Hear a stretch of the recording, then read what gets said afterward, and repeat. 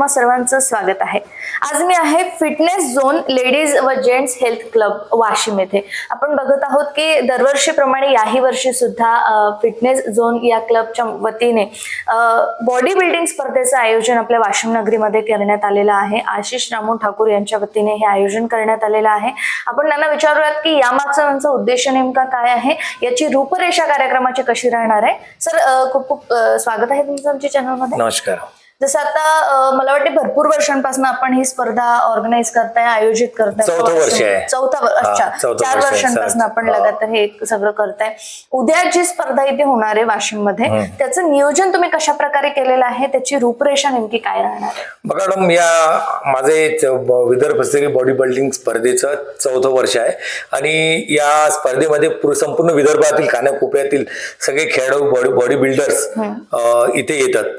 ते सकाळी त्यांचं इथे आगमन असते स्टेडियमवर, तर त्यांची व्यवस्था इथे राहण्याची वगैरे सगळे आमच्या संस्थेद्वारा केली जाते। तसेच मॅडम त्यांचं एक वेईंग असते, म्हणजे त्यांचं वजन माप करून त्यांची कॅटेगरी डिसाईड केली जाते 2 वाजेपर्यंत।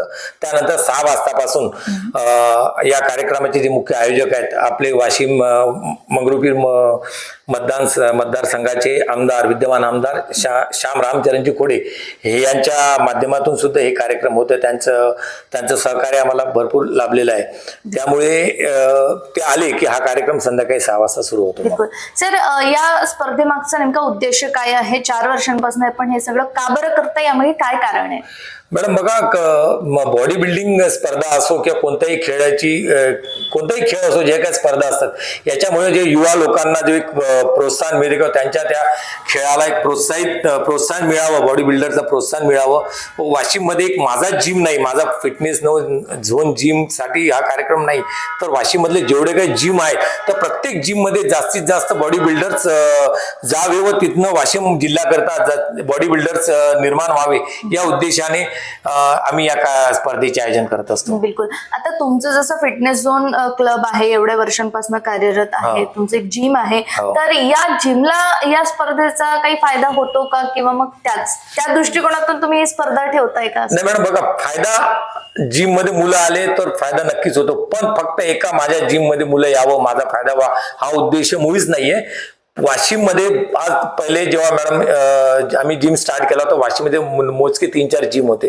त्यानंतर मी ज्या 4 वर्षापासून बॉडी बिल्डिंग स्पर्धेला मी सुरू केली, त्या 4 वर्षामध्ये आज कमीत कमी वाशिम मध्ये 20 जिम वाढले। तर हे जे 20 जिम वाढले, या जिम मध्ये जेवढे काही कित्येक लोक किती मुलं जे जातात, कुठेतरी ते त्यांच्या शरीराला किंवा हेल्थ कॉन्शियस झाले, बॉडी बिल्डिंग करतात, व्यसनापासून दूर राहतात आणि त्या उद्देशाने सगळ्या जिम मध्ये जास्तीत जास्त मुलं जावं, बॉडी बिल्डर्स निर्माण व्हावे, हा माझा मूळ उद्देश आहे। बिलकुल। आता उद्या दिनांक 28 जानेवारीला आपण ही स्पर्धा आयोजित केलेली आहे। वाशिमकरांना काय आव्हान असणार आहे फिटनेस झोन क्लबच्या वतीने? बघा मॅडम, मी पूर्ण वाशिमकरांना, वाशिमच्या परिसरातील जवळपासच्या सर्व लोकांना एक नम्र आव्हान करतो की तुम्ही 28 तारखेला म्हणजे बुधवारी उद्या संध्याकाळी 6 वाजता या कार्यक्रमाची सुरुवात होणार आहे आणि या कार्यक्रमामध्ये पूर्ण विदर्भातील एकापेक्षा एक मोठे मोठे बिल्डर्स येणार आहेत।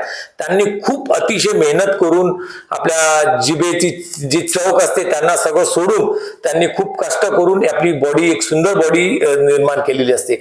तर त्यांना प्रोत्साहन देण्याकरिता व त्यांची बॉडी बघून आपल्या स्वतःला पण एक प्रोत्साहन घेण्याकरिता सर्व लोकांनी या कार्यक्रम बघण्यासाठी यावं, ज्यामुळे त्या खेळाडूंचे प्रोत्साहन वाढते आणि आम्ही जे आयोजन करतो त्याला पण आम्हाला आनंद येते की जास्तीत जास्त जर लोक आले त्याचा आनंद आम्हाला नक्की होतोच। बिलकुल, नक्कीच। आणि उद्यासाठी खूप खूप शुभेच्छा आहे आणि नक्कीच तुमची ही स्पर्धा यशस्वीरित्या पार पडेल। थँक्यू। तर हे होते माझ्यासोबत आशिष रामू ठाकूर। उद्या दिनांक 28 जानेवारीला फिटनेस हेल्थ क्लब लेडीज जेंट्सच्या वतीने आपण इथे आयोजन करण्यात आलेलं आहे। वाशिम नगरीमध्ये खूप मोठ्या प्रमाणामध्ये या स्पर्धेचं आयोजन करण्यात येते आहे।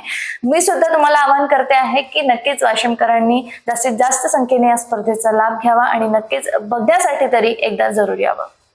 थँक्यू।